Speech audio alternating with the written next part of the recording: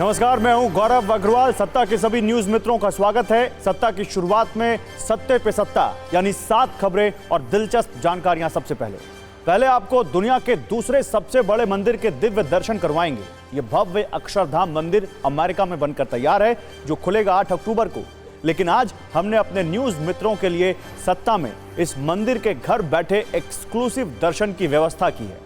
फिर सियासी कुरुक्षेत्र की नई चिंगारियां देखेंगे, जो आज पीएम मोदी और राहुल गांधी के जुबानी तीरों से उठी हैं। अर्बन नक्सली वर्सेस रिमोट कंट्रोल जैसे की वर्ड्स का इस्तेमाल हुआ है। इस पर हमारी पॉलिटिकल वीडियो कुंजी तैयार है। वैसे इस सियासी जंग के बीच एनडीए के लिए एक बुरी खबर भी आई है। दक्षिण की पार्टी AIADMK ने एनडीए से गठबंधन तोड़ने का ऐलान कर दिया है। हालांकि वो किस नए फ्रंट के साथ जुड़ेगी, इस पर सस्पेंस बरकरार है। आज हम आपको हिंदुस्तान का ड्रोन धमाल भी दिखाएंगे, जिससे दुश्मन के खेमे में खौफ हाई है।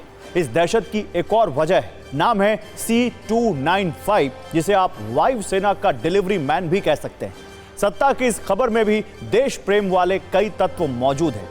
इसके बाद आपको एक ऐसे रोबोट से मिलवाएंगे जो सूर्य नमस्कार करता है, योग करता है और नमस्ते भी करता है। इलॉन मस्क का ऑप्टिमस कैसे लोगों को हैरान कर रहा है, इस पर भी एक वीडियो गाइड खोलेंगे। इस बीच एक बड़ी खबर खालिस्तानी आतंकी गुरुपतवंत पन्नू से जुड़ी हुई है। दिल्ली पुलिस ने आतंकी पन्नू पर नया डोजियर तैयार किया है, जिसके मुताबिक पन्नू खालिस्तान के साथ साथ एक मुस्लिम मुल्क बनाने की साजिश पर भी काम कर रहा था। एशियन गेम से भारत के लिए आज गोल्डन न्यूज भी आई है। भारत की बेटियों ने क्रिकेट के फाइनल में श्रीलंका को हराकर आज गोल्ड मेडल जीत लिया है।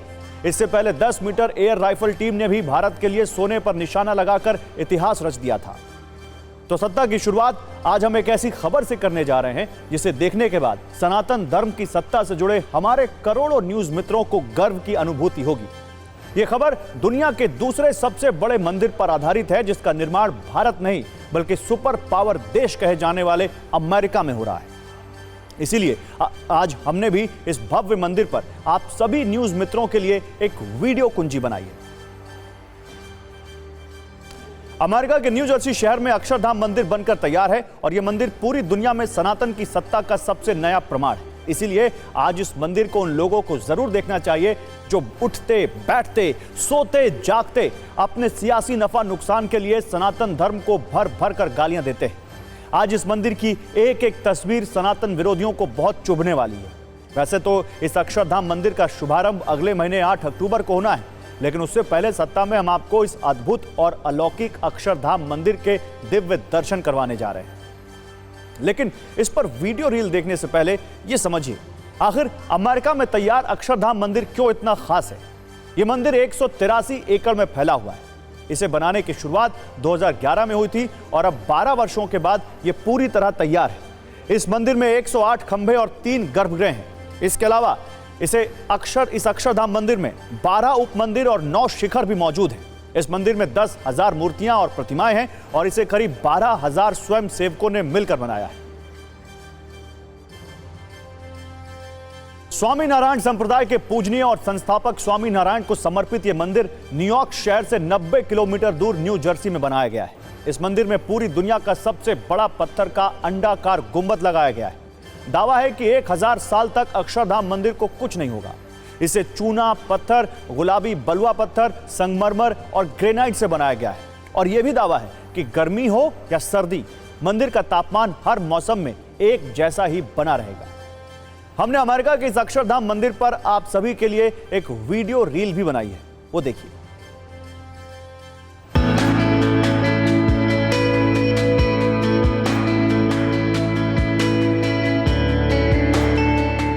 History that is getting chiseled here is really opening up this to all visitors, welcoming them to a landmark of Hindu art and architecture, culture, living in America.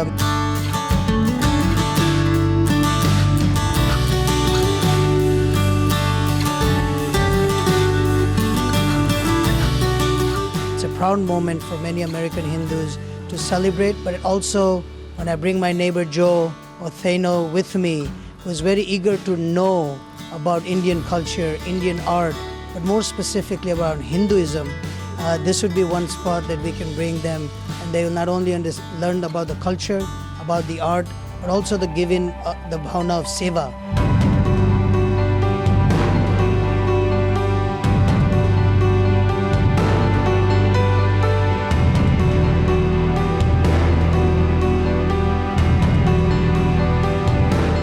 I'm an entrepreneur, and my guru and what he's done for me, that was the reason why I was able to drop everything and come here.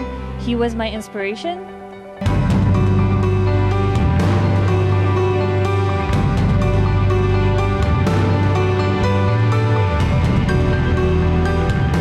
He has lived a very inspiring life, and it was his dream that we build a monument, a Mahamandir here to showcase and spread our Indian culture here.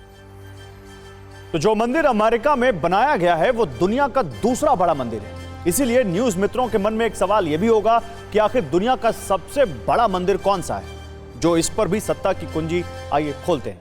दुनिया का सबसे बड़ा मंदिर है Angkor Wat, जो भगवान विष्णु को समर्पित है। अंकोर वाट मंदिर कंबोडिया में स्थित है, जबकि अक्षरधाम मंदिर अमेरिका के न्यू जर्सी में है। अंकोर वाट मंदिर को 402 एकड़ में बनाया गया है, जबकि अमेरिका का अक्षरधाम 183 एकड़ में बना हुआ है। अंकोर वाट मंदिर 800 साल से भी ज्यादा पुराना है, जबकि अमेरिका का अक्षरधाम 8 अक्टूबर को खुलेगा। वैसे अक्षरधाम की बात हो रही है तो आपको बता दें कि भारत में भी ऐसे अक्षरधाम मंदिर मौजूद हैं जो विश्व विख्यात हैं। लेकिन उससे पहले हम आपको बताते हैं कि अक्षरधाम का अर्थ क्या होता है। तो अक्षर का अर्थ होता है ब्रह्म या शाश्वत, जबकि धाम का मतलब होता है निवास, यानी अक्षरधाम से तात्पर्य एक ऐसे मंदिर से है जहां परमात्मा का निवास होता है। ऐसे ही दो मंदिर भारत में भी मौजूद हैं, जिनमें से एक देश की राजधानी दिल्ली में है, जबकि दूसरा अक्षरधाम मंदिर गुजरात के गांधी नगर में स्थित है। दिल्ली का अक्षरधाम मंदिर 100 एकड़ में बना हुआ है और इसे Guinness book of world records में भी शामिल किया गया है, जबकि गांधीनगर का अक्षरधाम मंदिर 23 एकड़ के परिसर में मौजूद है। दिल्ली के अक्षरधाम मंदिर को वर्ष 2005 में खोला गया था, जबकि गांधीनगर के अक्षरधाम की स्थापना वर्ष 1992 में की गई थी। दिल्ली के अक्षरधाम मंदिर को बनाने में 5 साल का वक्त लगा था, जबकि गुजरात के अक्षरधाम को बनाने में 13 वर्ष लगे थे। दिल्ली के अक्षरधाम में 234 नक्काशीदार खंभे, 1152 स्तंभ और 9 गुंबद हैं, जबकि गांधीनगर के अक्षरधाम मंदिर में 97 नक्काशीदार खंभे और 17 नक्काशीदार गुंबद बनाए गए। दिल्ली के अक्षरधाम की ऊंचाई 141 फीट और लंबाई 356 फीट की है, जबकि गांधीनगर के अक्षरधाम मंदिर की ऊंचाई 108 फीट और लंबाई 240 फीट है। लेकिन अमेरिका में बनाया गया यह मंदिर दुनिया का सबसे बड़ा अक्षरधाम मंदिर बन चुका है, जो स्वामी नारायण संप्रदाय से जुड़े लोगों के साथ साथ पूरे सनातन समुदाय के लिए गर्व का विषय है। सत्ता में अब बात करते हैं भारत की मजबूत होती रक्षा शक्ति, जिसके सबूत आज गाजियाबाद में एयरफोर्स के हिंडन एयरबेस पर देखने को मिले। एक है भारत की जबरदस्त ड्रोन पावर, जिसका प्रदर्शन रक्षा मंत्री राजनाथ सिंह की मौजूदगी में आज किया गया। इस कार्यक्रम में 50 तरह के ड्रोन का लाइव हवाई प्रदर्शन किया गया। इसमें रक्षा, कृषि, अग्निशमन, हेल्थ, सर्वेक्षण सेक्टर से जुड़े ड्रोन्स दिखाए गए।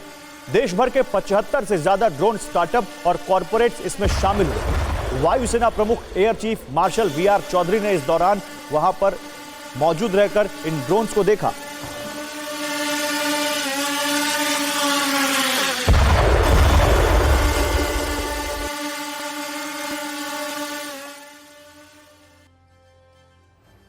दूसरी शक्ति है आसमान का बाहुबली C-295। यह देश का पहला टेक्निकल मिलिट्री एयरलिफ्ट प्लेन है, जो आज आधिकारिक रूप से भारतीय वायुसेना के बेड़े में शामिल हो गया। हिंडन एयरबेस पर सेरेमनी कार्यक्रम में रक्षा मंत्री राजनाथ सिंह ने C-295 की पूजा की, स्वास्तिक बनाया, पुष्प अर्पित किए, रक्षा सूत्र बांधा, तिलक लगाया। उसके बाद वायुसेना प्रमुख को इसे सौंपा। तो पहले बात करते हैं भारत की ड्रोन शक्ति 2023 की। यह ऐसा मेला है जो 26 सितंबर तक चलेगा। भारतीय वायुसेना और ड्रोन फेडरेशन ऑफ इंडिया संयुक्त रूप से इसकी मेजबानी कर रहे हैं। जंग जैसे हालात में दुश्मनों को खत्म करने में ड्रोन कैसे अपनी भूमिका निभाएंगे, इसकी झलक आज देखने को मिली। इस पर हमने 4 छोटी छोटी वीडियो कुंजियां तैयार की। पहली वीडियो कुंजी में आप देख सकते हैं खाली मैदान में आतंकी दिख रहे हैं। एक एक ड्रोन से आतंकियों की तस्वीर ली गई और दूसरे ड्रोन ने आतंकियों को खदेड़ा। एक और ड्रोन ने इस दौरान डमी टारगेट को निशाना बनाया। अब आपको ड्रोन की एक और ताकत वाली वीडियो कुंजी दिखाते हैं। इसमें संदिग्ध गतिविधि दिखने पर 3 ड्रोन से बम अटैक से टारगेट को नेस्तनाबूद कर दिया गया। इस डमी प्रदर्शन के जरिए यह दिखाया गया कि अगर दुश्मन कैंप में, दुश्मन के इलाके में बम गिराना है, कुछ इसी तरह के हाईटेक ड्रोन दुश्मनों का काल बनकर कहर बरपाएंगे, उनको खत्म कर देंगे। इस शो में ऐसे ड्रोन भी दिखाए गए जो देश के अंदर संकट की स्थिति में, आग लगने की स्थिति में कारगर साबित हो सकते हैं। इस डमी प्रदर्शन वाले वीडियो में आप देख सकते हैं, एक पॉइंट पर आग लगाई गई, इसके ऊपर ड्रोन से शेल गिराया, प्रचंड आग को पल भर में ड्रोन ने बुझा दिया। दुनिया जानती है अब नेक्स्ट जनरेशन ड्रोन का जमाना है। ऐसे ऐसे हाईटेक ड्रोन आ रहे हैं जो दुर्गम इलाकों में भी आसानी से जवानों को एक जगह से दूसरी जगह ले जा रहे हैं। इस ड्रोन का भी आज प्रदर्शन किया गया। 100 किलो तक का सामान उठाने वाले ड्रोन को इसमें दिखाया गया।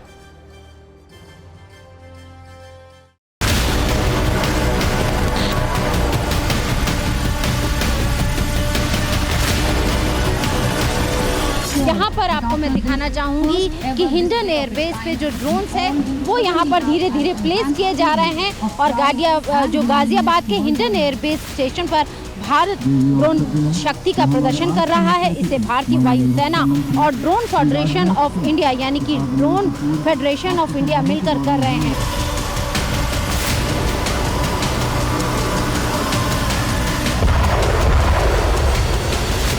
ड्रोन शक्ति में इस वक्त मैं आपको दिखा रही हूँ अटैकिंग ड्रोन जो कि दुश्मन को डिस्ट्रॉय करने के लिए, दुश्मन के बंकर्स को या दुश्मन के जो लोकेशंस होती है जहाँ पर आतंकी छुपे होते हैं उनको डिस्ट्रॉय करने के लिए, उन पर अटैक करने के लिए कैसे काम करते हैं, वो ड्रोन्स इस वक्त हम आपको दिखा रहे हैं। और ये ठीक सामने जो हवा में ये 3 ड्रोन्स फ्लाई कर रहे हैं। ये ड्रोन जो हैं ये कई फीट ऊंचाई पर कर दुश्मन के इलाके को, दुश्मन के बंकरों को, उनके टैंक्स को डिस्ट्रॉय कर सकते हैं।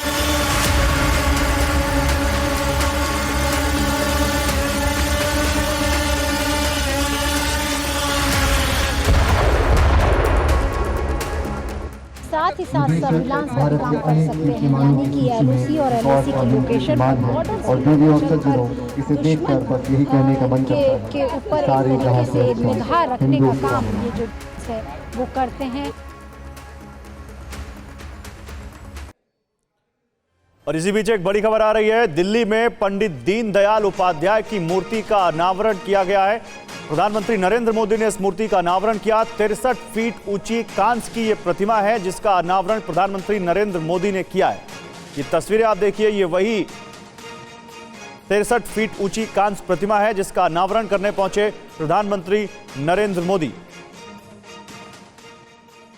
प्रधानमंत्री नरेंद्र मोदी ने दीनदयाल उपाध्याय की 63 फीट ऊंची कांस्य की प्रतिमा का अनावरण किया है। रक्षा मंत्री राजनाथ सिंह भी वहां पर मौजूद थे, आप देख सकते हैं।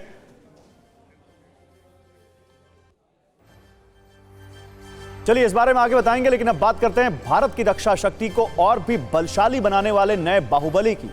जैसा कि शुरू में ही सत्ता के न्यूज मित्रों से हमने इसका परिचय करवाया था। इसका नाम है C-295 ट्रांसपोर्ट एयरक्राफ्ट, जो C-17 ग्लोब मास्टर से भी ज्यादा ताकतवर है। आज रक्षा मंत्री ने इसे वायुसेना को सौंपा है, लिहाजा इसकी ताकत और खासियत आपको जरूर जाननी चाहिए। C-295 ट्रांसपोर्ट एयरक्राफ्ट अपने साथ 7050 किलोग्राम का पेलोड उठा सकता है। एक बार में अपने साथ 71 सैनिक, 44 पैराट्रूपर्स, 24 स्ट्रेचर या 5 कार्गो पैलेट को ले जा सकता है। C-295 ट्रांसपोर्ट एयरक्राफ्ट 480 किलोमीटर प्रति घंटे की रफ्तार से उड़ान भर सकता है। लगातार 11 घंटे तक उड़ान भर सकता है ये एयरक्राफ्ट। 2 लोगों के क्रू कैबिन में टच स्क्रीन कंट्रोल के साथ स्मार्ट कंट्रोल सिस्टम भी है। छोटी जगह पर भी टेक ऑफ और लैंडिंग कर सकता है। दुर्गम और पहाड़ी इलाकों में लैंडिंग करने में इसको महारत हासिल है। टेक ऑफ के लिए 670 मीटर का रनवे और लैंडिंग के लिए सिर्फ 320 मीटर के रनवे की जरूरत इसको होती है। मतलब लद्दाख, कश्मीर, असम और सिक्किम जैसे पहाड़ी इलाकों में ऑपरेशन में यह एयरक्राफ्ट मददगार साबित होगा। C-295 ट्रांसपोर्ट एयरक्राफ्ट की लंबाई 80.3 फीट है। इसके पंखों का फैलाव 84.8 फीट और ऊंचाई 28.5 फीट है। सिर्फ 90 सेकंड में इसकी ताकत का एक छोटा सा ट्रेलर देखिए।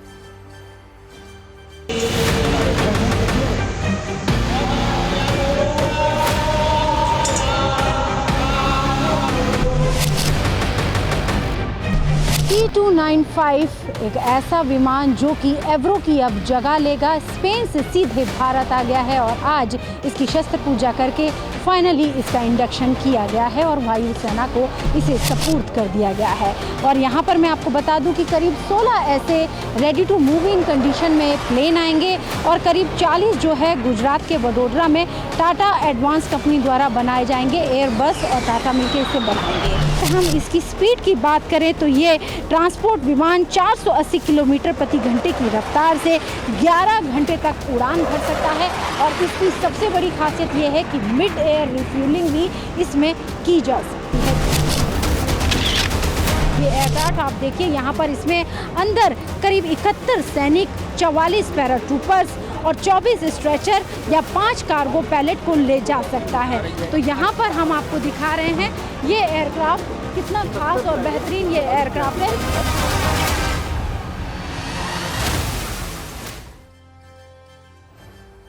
और अब बात राजनीतिक सत्ता की, जहां साल 2024 के लोकसभा चुनाव के लिए सियासी तापमान हर रोज चढ़ता जा रहा है, लेकिन 24 से पहले 23 वाली टक्कर भी कम चिंगारियों वाली नहीं है। आज विधानसभा चुनाव के सियासी कुरुक्षेत्र में प्रधानमंत्री मोदी और राहुल गांधी आमने सामने थे। पीएम मोदी ने पहले एमपी में कार्यकर्ता महाकुंभ को संबोधित किया, फिर राजस्थान में भी चुनावी रैली की, तो राहुल गांधी ने आज छत्तीसगढ़ में सियासी ताल ठोकी। हमने दोनों नेताओं के भाषण के कुछ कीवर्ड्स निकाले हैं जो आपको दिखाते हैं। जैसे आज पीएम मोदी ने कांग्रेस के लिए जंग लगे लोहे शब्द का इस्तेमाल किया, तो राहुल गांधी मोदी सरकार के लिए आज बार बार एक रिमोट और रिमोट कंट्रोल का जिक्र करते नजर आए। इसी तरह पीएम ने कांग्रेस को टारगेट करते वक्त अर्बन नक्सली शब्द बोला, तो राहुल गांधी ने अपनी डिक्शनरी से उद्योगपति शब्द पर जोर दिया। पीएम ने कहा है कांग्रेस जहां जहां गई उसने उन राज्यों को बर्बाद कर दिया, तो राहुल ने जवाब दिया हमारी सरकार झूठे वादे नहीं करती। पीएम ने कहा कि अब कांग्रेस पार्टी एक कंपनी बन चुकी है, तो राहुल गांधी ने भी सरकार पर सेक्रेटरी वाले तीर चलाए। हम बारी बारी से आपको दोनों के धारदार बयान सुनाएंगे, लेकिन पहले बात प्रधानमंत्री नरेंद्र मोदी की, जो आज एक महाकुंभ में पहुंचे थे। वैसे तो महाकुंभ सुनकर कई लोगों के दिमाग में प्रयागराज और हरिद्वार का नाम आता है, लेकिन एमपी में जो महाकुंभ हुआ वो धार्मिक नहीं बल्कि राजनीतिक था। और इसी महाकुंभ से पीएम मोदी ने आज अपना सियासी गारंटी कार्ड पेश किया। प्रधानमंत्री मोदी ने कहा मोदी का मतलब हर गारंटी पूरी होने की गारंटी। प्रधानमंत्री मोदी ने यह भी कहा अगर मोदी गारंटी देता है तो वो जमीन पर उतरती है। पीएम मोदी के मुताबिक मोदी की दी हुई गारंटी घर घर पहुंचती है और उन्होंने देश की माताओं और बहनों को जो भी गारंटी दी उसे पूरा किया। पीएम ने कहा है मोदी है तो हर गारंटी पूरी होने की गारंटी है। तो सबसे पहले हम आपको पीएम मोदी के कार्यकर्ता महाकुंभ की एक छोटी सी रील दिखाते हैं और उसके बाद पीएम के प्रहार पर राहुल के पलटवार दिखाएंगे।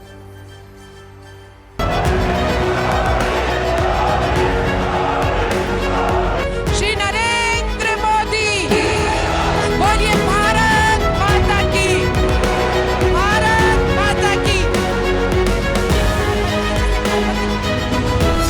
कांग्रेस जंग लगा हुआ वो लोहा है जो बारिश में रखे रखे खत्म हो जाता है।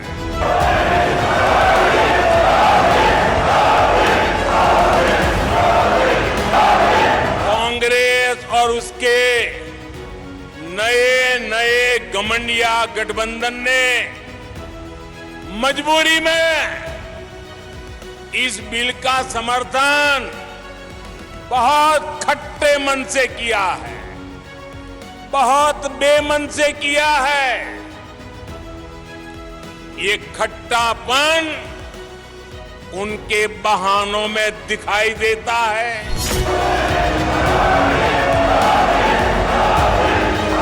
नारों से लेकर नीतियों तक हर चीज आउटसोर्स कर रही है और ये ठेका किसके पास है जानते हैं? कांग्रेस का ठेका अब कुछ अर्बन नक्सलियों के पास है। जब भाजपा गारंटी देती है तो वो जमीन पर उतरती है, घर घर पहुंचती है। हर लाभार्थी तक पहुंचती। याद रखिएगा, याद रखेंगे, याद रखेंगे, याद रखिएगा, मोदी यानी हर गारंटी पूरी होने की गारंटी।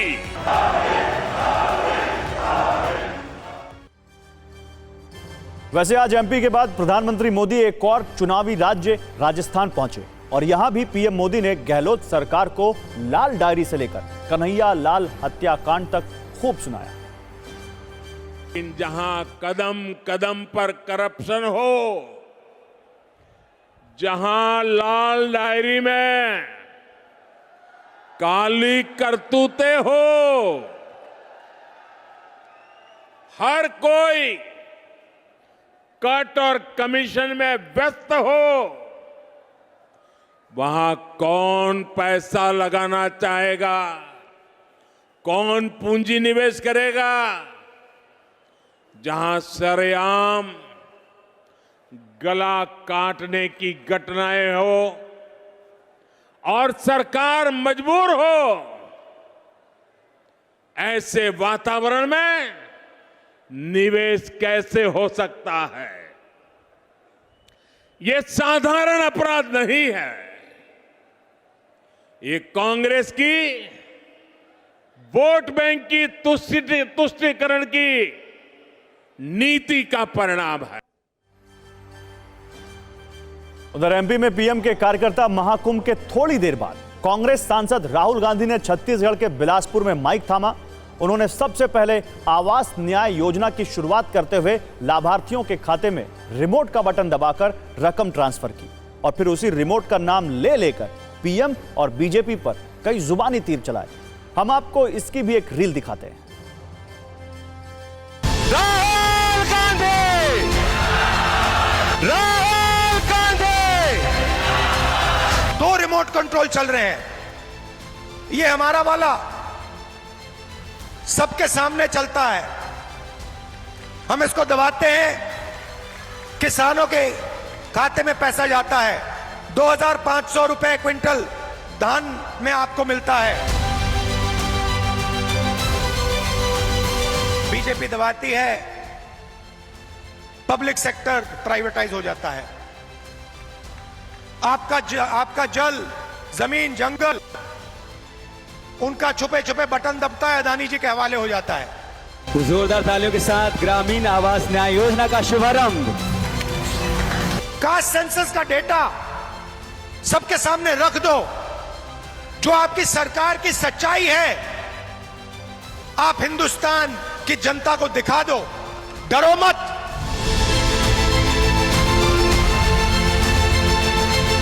हम जनता की सरकार चलाते हैं, हम आपसे 15 लाख वाले झूठे वायदे नहीं करेंगे और हमारा रिमोट कंट्रोल जो चलता है सबके सामने चलता है। राहुल गांधी। तो भोपाल और जयपुर के बाद प्रधानमंत्री नरेंद्र मोदी इस वक्त दिल्ली में हैं, संबोधित कर रहे हैं। वो सीधे आपको वही ले चलते हैं। उन्होंने दीनदयाल उपाध्याय की 63 फीट ऊंची प्रतिमा का अनावरण भी किया। जयपुर जाना हो, कुछ समय निकाल करके वहां जरूर जाइए। बहुत ही अच्छे ढंग से दीनदयाल जी के जीवन को समझने के लिए वहां पर कुछ प्रयास किया गया है और हम जो उनकी प्रेरणा को लेकर के चल रहे हैं, हमारे मन में हमेशा रहना चाहिए। कम से कम 2 स्थान में जरूर कहूंगा आपको। एक, जो स्थान रेलवे की एक छोटी सी कुटीर में दीनदयाल जी का जन्म हुआ था, जहां आजकल एक म्यूजियम बना हुआ है, और दूसरा जहां दीनदयाल जी ने अंतिम श्वास लिया, वो भी रेल की पटरी थी। वहां भी दीनदयाल जी का एक स्मारक काशी से बहुत दूर नहीं है। जब भी हमें जाने का मौका मिले, कुछ पल वहां जाकर के बितानी चाहिए। मुझे पूरा विश्वास है कि आप सभी जरूर इन दोनों स्थानों पर समय निकाल कर जाएंगे। और मुझे हमेशा एक बात का गर्व होता है कि जिस दीनदयाल जी के विचारों को लेकर के हम जी रहे हैं, उनसे प्रेरणा पाकर के जी रहे हैं, मेरे लिए वो बहुत महान व्यक्तित्व, उनके चरणों में बैठने का सौभाग्य मिलना, ये अपने आप में बहुत बड़ी बात है। लेकिन कभी कभी लगता है कि उनका जीवन भी रेल की पटरी से जुड़ा हुआ था। मेरा जीवन भी रेल की पटरी से जुड़ा हुआ रहा।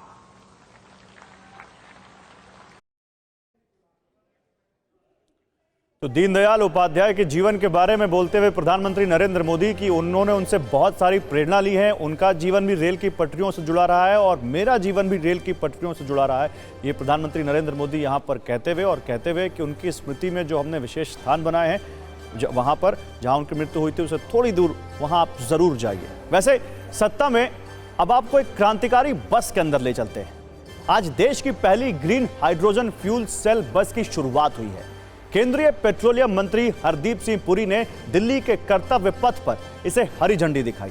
इस दौरान उन्होंने बताया कि हाइड्रोजन को फ्यूचर का फ्यूल माना जाता है। सरकार दिल्ली एनसीआर में 15 फ्यूल सेल बसें चलाने की योजना बना रही है। अभी शुरुआत में सिर्फ 2 बसों को ट्रायल के तौर पर लॉन्च किया गया है। ये हाइड्रोजन बसें 3 लाख किलोमीटर का सफर तय करेंगी। पेट्रोल डीजल गाड़ियों की वजह से प्रदूषण में लगातार इजाफा हो रहा है और पुरानी तरह के ईंधन के इस्तेमाल का एक बड़ा आर्थिक बोझ भी होता है। इसे रोकने की पहल के तौर पर देश में हाइड्रोजन से चलने वाली पहली बसों की शुरुआत की गई है। कुछ सेकंड की न्यूज रील में देखिए कि कैसे ग्रीन हाइड्रोजन फ्यूल सेल वाली ये बस प्रदूषण को रोकने में नई क्रांति ला सकती है।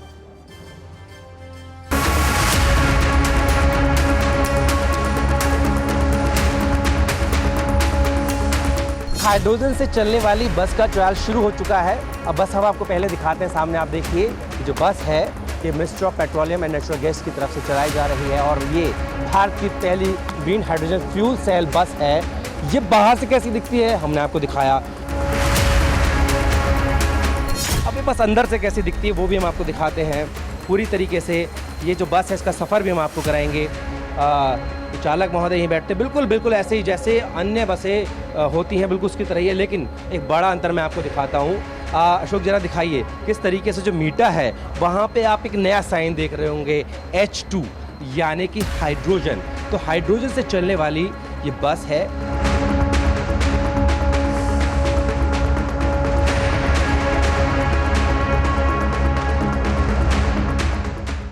हाइड्रोजन को 350 बार कंप्रेस करने के बाद जो है उसको सिलेंडर्स में भरा गया है और इस बस को जो एनर्जी मिल रही है, जो फ्यूल मिल रहा है, वो हाइड्रोजन से मिल रहा है। ये गेम चेंजिंग टेक्नोलॉजी है। ये प्रधानमंत्री जी ने ऑलरेडी अनाउंस कर दिया था 15 अगस्त 2021 को। इसको हम मिशन मोड में करेंगे और ये मिशन मोड में काम हो रहा है।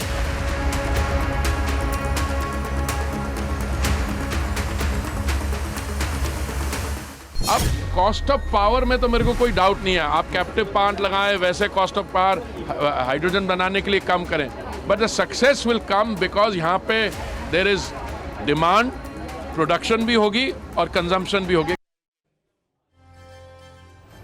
तो ग्रीन हाइड्रोजन एनर्जी का सबसे साफ सोर्स माना जाता है, मतलब इससे प्रदूषण नहीं होता है। आपको बताते हैं कि ये तैयार कैसे होता है। ग्रीन हाइड्रोजन एनर्जी बनाने के लिए पानी से हाइड्रोजन और ऑक्सीजन को अलग किया जाता है। ईंधन सेल के जरिए बस को बिजली देने के लिए हाइड्रोजन और हवा का इस्तेमाल होता है। इसे लो कार्बन फ्यूल के तौर पर जाना जाता है क्योंकि बस से निकलने वाली एकमात्र चीज पानी है। ऐसे में पारंपरिक बस जो पेट्रोल और डीजल से चलती है, उनके मुकाबले हाइड्रोजन फ्यूल सेल से चलने वाली बस पर्यावरण के काफी अनुकूल है।